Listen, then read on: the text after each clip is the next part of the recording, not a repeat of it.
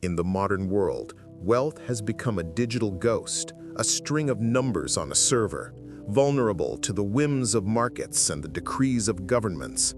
But Lord Cassian, the last of a long line of aristocratic adventurers and a financial apostate, believed that true wealth was not a number, it was a physical fact. He was disgusted by the transparent, fragile, and interconnected global financial system. So he created its antithesis, Bellum Bank, an institution that was not really a bank at all. It was a fortress for the tangible assets of the world's 1%, a place where wealth could once again become a secret. Bellum Bank had no branches, no website, no app. It operated through a network of secret, state-of-the-art vaults, hidden in the most inaccessible places on Earth. Beneath a monastery in the Alps, inside a decommissioned diamond mine in Africa, even on a privately owned, unmarked nuclear submarine. His clients, a hand-picked list of the world's oldest and newest money, did not have account numbers. They had keys. Unique, custom-made mechanical objects, a Fabergé egg, a complex pocket watch whose internal, bespoke mechanisms were the only way to access their vaults. He was selling not just security, but a return to the romantic, tangible, and deeply private nature of true wealth. This philosophy of absolute secrecy and off-grid wealth was a declaration of war against the modern, transparent, and highly regulated world. A powerful global financial crimes agency based in Geneva saw Cassian not as a banker, but as a threat to the entire world order, a man providing a safe harbor for the assets of criminals and tyrants. They launched Operation Midas, a massive, multi-year investigation with one goal: to find Bellum's vaults and expose its client list, bringing Cassian and his entire shadow empire crashing down. The agency began its attack. They couldn't find his vaults, so they attacked Cassian himself. They used their political influence to freeze his publicly known assets. They leaked stories to the press, painting him as a shadowy, villainous figure, the banker to the boogeyman. They put him on every international watch list, making it impossible for him to travel freely. They were trying to isolate him, to smoke him out, to force him to make a mistake that would lead them to his clients and their secrets. The agency's attacks were a nuisance, but ultimately meaningless. The wealth Cassian controlled was not in his name. It was not in the system. It was a physical, untraceable fact, hidden in the world's dark places. But the public pressure was mounting. His clients, the world's most paranoid and private individuals, were getting nervous. They had paid for invisibility, and Cassian was now the most talked-about banker in the world. He knew he had to end the hunt, not just for his own sake, but for his clients. He had to prove, in a spectacular and undeniable fashion, that his system was truly untouchable. His plan was a trap of breathtaking audacity. He decided to let them find one of his vaults. He anonymously leaked a single, perfect, and completely authentic clue to the agency: the blueprints to his vault, hidden beneath the Alpine monastery. The agency was ecstatic. They thought their pressure campaign had worked, that they had found a weak link. They assembled a massive, international, military-grade task force, a team of the world's best engineers, hackers, and tactical operators for a single, globally televised raid. The raid on the monastery was a spectacle. News helicopters circled overhead. The world watched live as the elite team breached the ancient cellar walls. They found the futuristic titanium vault door. For hours they worked, using plasma cutters, diamond drills, and high-energy explosives. It was a battle of brute force against perfect engineering.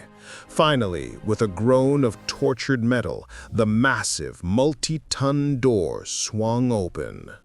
The team stormed in, weapons raised, ready to find a dragon's hoard of gold and secrets. They found nothing. The vault was completely, absolutely, spotlessly empty. It was a vast, beautiful, and perfectly polished cube of empty space.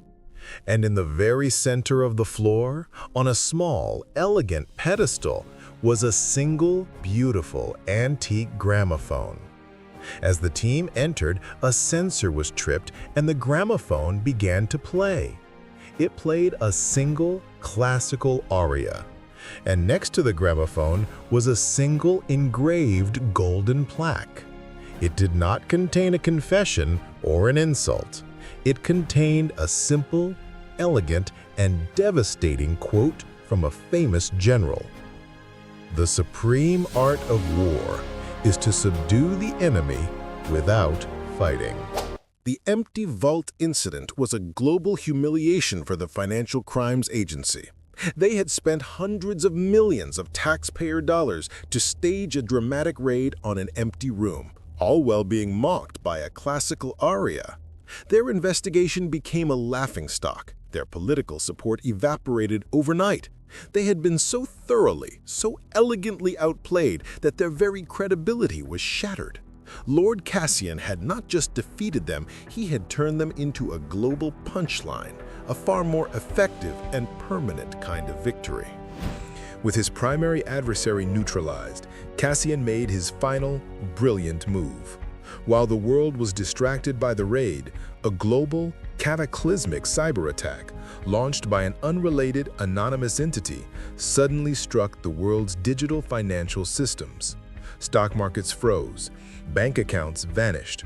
The global, interconnected, and supposedly secure digital economy was brought to its knees in a matter of hours. It was the very scenario Cassian had always predicted. The digital apocalypse his entire philosophy was designed to survive. In the midst of this global chaos, a single, calm, and reassuring message was privately delivered to the world's most powerful financial leaders. It was from Lord Cassian. He explained that the assets of his clients, some of the largest private and institutional fortunes in the world, were completely untouched, safe in their analog, off-grid vaults. He was the only major financial entity on Earth that was completely unaffected. He was the last man standing, the quiet, prepared king in a world of panicked digital paupers. He now had the world exactly where he wanted it. The very governments and financial institutions that had hunted him were now facing their own extinction. He made them an offer. He would use the immense, stable, physical wealth of his clients to underwrite and reboot the entire global financial system. But his price was not money. It was a new international treaty, a Geneva Convention for assets that would legally recognize and protect the existence of sovereign, private, apolitical financial entities like his. He was not asking for a pardon, he was demanding that they rewrite the laws of the world to recognize him as a legitimate and untouchable global power. The world had no choice but to accept his terms. The Cassian Treaty was signed. The global financial system was rebooted, backed by the immense, stable physical wealth of Bellum Bank. The crisis subsided. Lord Cassian, once the world's most wanted man, was now the silent, invisible guarantor of the world's economic stability. His bank and its network of secret vaults became a recognized, sovereign entity, a new, permanent, and untouchable pillar of the global financial order. He had not just won, he had ascended. Bellum Bank became the ultimate insurance policy for the ultra-wealthy, a permanent hedge against the chaos of the digital world. But Cassian's victory had an unexpected, positive side effect. With a powerful, stable, and analog alternative now in place, the digital financial world was forced to become more robust, more secure, and less reckless. The existence of his anti-bank had, paradoxically, made the entire mainstream banking system safer. He was the dark matter that held the galaxy of finance in a more stable, predictable orbit. Lord Cassian remained a ghost. He never gave an interview, never appeared in public. He continued to operate from the shadows, a silent master of a silent game.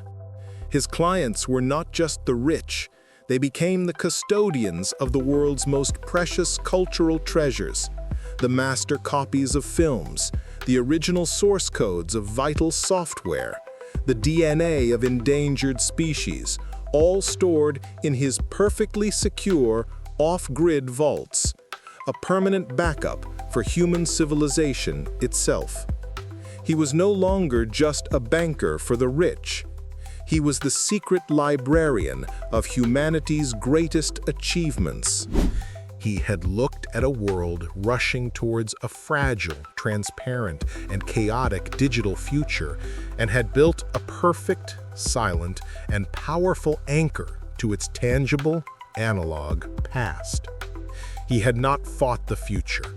He had simply and wisely ensured it. He was the ultimate cynic who became the ultimate pragmatist, the man who understood that true stability is always and forever a perfect balance between the seen and the unseen, the new and the old, the ghost and the machine. The Cassian Treaty became the bedrock of the 21st century economy. Bellum Bank, the institution that was once hunted, was now a silent, respected, and essential partner to the global financial system. Its existence acted as a permanent brake on recklessness, a constant reminder of the value of the tangible in an increasingly virtual world. The name Lord Cassian was never spoken in public, but in the highest circles of power, he was referred to with a single, reverent title, the Anchor. And what of the agency that had hunted him? It was not disbanded, but repurposed. In a world with a now legitimate system of private wealth, the agency's mission shifted. They became the auditors of the new age, the independent verifiers, the ones who ensured that entities like Bellum Bank adhered to the strict ethical neutrality of the Cassian Treaty. The lead agent, who had led the failed raid, in a final ironic twist, became the chief liaison to Bellum Bank. Her new job to protect the very ghost she had once tried to capture. Lord Cassian's story became a dark romantic legend for the financial age. He was the man who saw the coming storm and, instead of building a faster ship, built a deeper harbor. He proved that in a world obsessed with speed, light, and transparency, the ultimate power could be found in stillness, in shadow, and in secrecy. He was the ultimate contrarian, the banker who rejected numbers, the man who built an empire on the simple, radical idea that the safest place in the world is the one that cannot be found on any map. He was the ghost in the vault, the anchor in the storm. He taught us that true wealth is not the number in your account, but the freedom from the system itself. And that the ultimate security is not a stronger wall, but a better secret.